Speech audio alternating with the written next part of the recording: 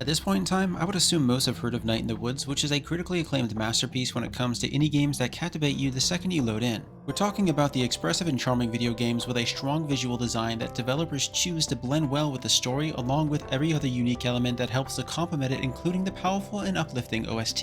Night in the Woods is a very endearing visual novel about trying to find yourself in the universe we call a life. This could be through your family, your friends, fear, self-doubt, isolation, and even through the most common mental illnesses, while surrounding the concepts of being there for each other no matter what, and wanting for things to go back to how they used to be. And of course, to get the one question that's on everybody's mind, which is a simple question of, why? Does anything you ever do matter? Do we really truly have any control over our actions? It's a pretty deep psychological topic that most won't get, and that's because with video games we often use them to escape reality or at least to distract us enough to not have to focus on it in the moment. But the more that we move towards the future, the more video games seem to become too realistic, both through their graphical enhancements and through the connections that they push onto us, the players, with their damningly relevant situations. The story of Night in the Woods begins with the main character Mae Borowski, a 20-year-old college dropout who has returned to their hometown of Possum Springs. While she's been gone for nearly 2 years, it doesn't seem to ever occur to her that things have changed since she was away, and is the exact same mess of a person she was when she left, trying to cram herself right back into the lives of her friends and family to essentially go back to normal, but as is common with life, it doesn't go the way that she planned. Reconnecting with her family, friends, and neighbors, doing all the things that they used to do on a daily and weekly basis, it all begins to spill out. That being their newfound disagreements, difficulties, emotions of helplessness and fear giving way to their acceptance and understanding once confronted. Mae just couldn't make college life work out, and so she thought she could simply come back home and revert to her old life. Before she left with her friends and all of the activities that they used to engage in, everything slowly begins to seep away as she begins to fall deeper into her own depravity. If you're looking to 100% this game, you're going to want to buckle up because it's going to take you multiple tens of hours to achieve this because it needs to be played many times over and over again to get different choices and paths, since there is no way to save and reload a save file or to re-experience the events outside of modding your save files,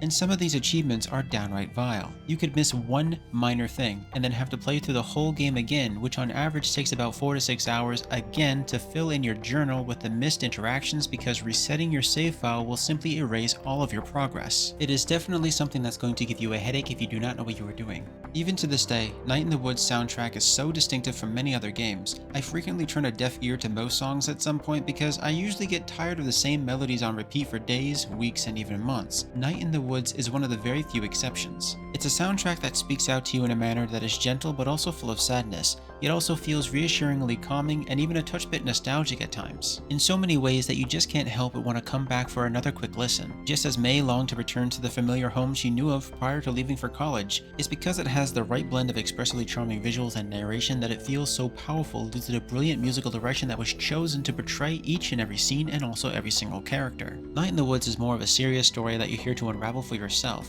that being the meaning of life, all of your struggles, and so on, while interacting with each and every character that you meet throughout the town, hidden or otherwise.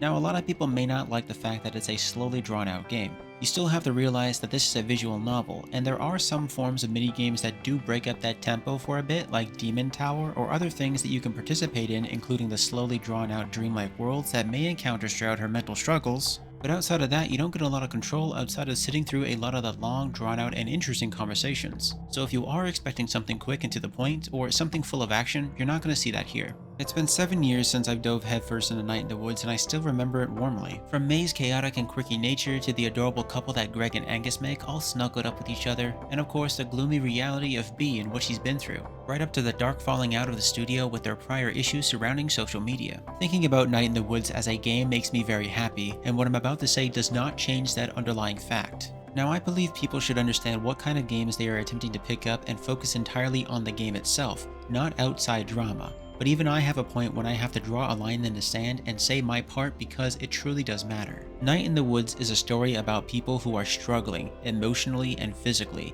while also asking questions they will never get the answers to. And it's a story about friends who are there to support one another through difficult moments in their lives, like despair, fear, depression, and of course, uncertainty, when it feels so polar opposite to something that they as a three-man team created together. Now, I don't want to say that I'm taking a side, but social media is not the way to address such things. It is a terrible weapon that targets a lot of people who do not know how to read past the first sentence and always jump to the worst case assumption and try their best to ruin people's lives completely. In the end, neither side came out a winner. Everybody lost something here.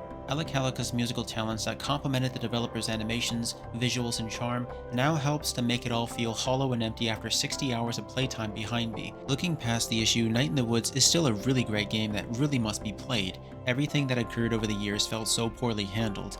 But what is done, and we can't change that past. We can only hope that similar events do not transpire in the future that provoke somebody to that breaking point. After everything that has happened with the studio behind Night in the Woods, it just seems rather fitting for the whole team to go from one tragedy to another, and with a lot of bad karma surrounding this entire incident, with the announcement back in 2023, Revenant Hills would forever be cancelled by the same team that got shut down due to multiple members suffering severe health issues that they could not recover from, which really sounds like something out of a movie. This implies that as much as we would love to see a Night in the Woods prequel or sequel, it appears unlikely due to everything surrounding this tragic situation, and honestly, I think it's for the best.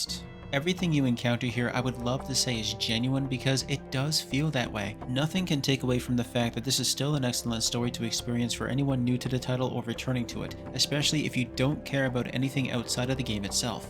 It ultimately boils down to you. If you're seeking for new games to play, this is a great visual novel with a very dark and very real history that revolves around the evil in many people. Pick it up or don't, either way, you'll be fine.